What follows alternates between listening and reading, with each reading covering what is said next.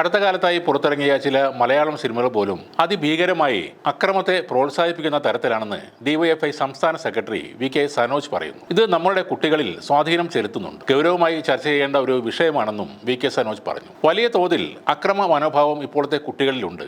സ്കൂളുകളിൽ നടക്കുന്നതും തല്ലുമാലയാണ്. എന്നാൽ നേരത്തെ ഇത്തരം സംഭവങ്ങൾ വളരെ അപൂർവമായിരുന്നു. കുട്ടികളെ സ്വാധീനിക്കുന്ന ഘടകങ്ങൾ എന്തെല്ലാമെന്ന് ആലോചിക്കുമ്പോൾ സമീപകാലത്ത് ഇറങ്ങിയ സിനിമകളെക്കുറിച്ച് ഗൗരവമായി ചർച്ച ചെയ്യണം. മലയാളത്തിൽ പോലും ഇറങ്ങുന്ന സിനിമകളിൽ എത്രമാത്രം ക്രൈമാണ് കടന്നു വരുന്നത്. അതെല്ലാം സ്വീകരിക്കുന്ന രീതിയിലേക്ക് പുതിയ തലമുറ മാറുകയാണ്. പല സിനിമകളും അതിഭീകരമായി വയലൻസ് പ്രോത്സാഹിപ്പിക്കുന്നു. അത്തരം സിനിമകൾ 100 കോടി ക്ലബിലേക്ക് കടക്കുന്നുവെന്നും സനോജ് പറഞ്ഞു. ലഹരിക്കെതിരെ ഡിവൈഎഫ്ഐ ജാഗ്രതാ സമിതികൾ രൂപീകരിച്ചു വരികയാണ്. അതിന്റെ പ്രചരണം എന്ന നിലക്ക് ജാഗ്രതാ പരേഡ് 200 കേന്ദ്രങ്ങളിൽ സംഘടിപ്പിച്ചു. ലഹരിയുടെ ലഭ്യത തടയാൻ കഴിയണം. ഉപയോഗിക്കുന്നവരെ പറഞ്ഞ് മനസ്സിലാക്കുക എന്നതാണ് ആദ്യത്തെ കാര്യം. ഇക്കാര്യങ്ങൾ സൂക്ഷ്മമായി നിരീക്ഷിക്കണമെന്ന് വളണ്ടിയർമാർക്ക് നിർദ്ദേശം നൽകിയിട്ടുണ്ട്. അമ്മയുടെ തലയെറുത്ത് മാറ്റാൻ വരെ മടിയില്ലാത്ത മക്കൾ നമ്മുടെ സമൂഹത്തിലുണ്ടാകുന്നു. ലഹരിക്കെതിരായ നീക്കം ജനകീയ യുദ്ധമായി തന്നെ എല്ലാവരും കാണണം. ഇപ്പോൾ കീഴ്പ്പെടുത്തിയില്ലെങ്കിൽ നമ്മൾ പരാജയപ്പെടുമെന്നും വി.കെ. സനോജ് പറഞ്ഞു. സിനിമയുടെ കാര്യത്തിൽ സനോജ് പറഞ്ഞത് കൃത്യമാണ്. വയലൻസിന്റെ അതിപ്രസരം നിറഞ്ഞ സിനിമയായിരുന്നു ഉണ്ണി മുകുന്ദന്റെ മാർക്കോ. അതേപോലെ തന്നെ ചെറുപ്പക്കാരുടെ പകയുടെയും വയലൻസിന്റെയും കഥ പറഞ്ഞ സിനിമയാണ്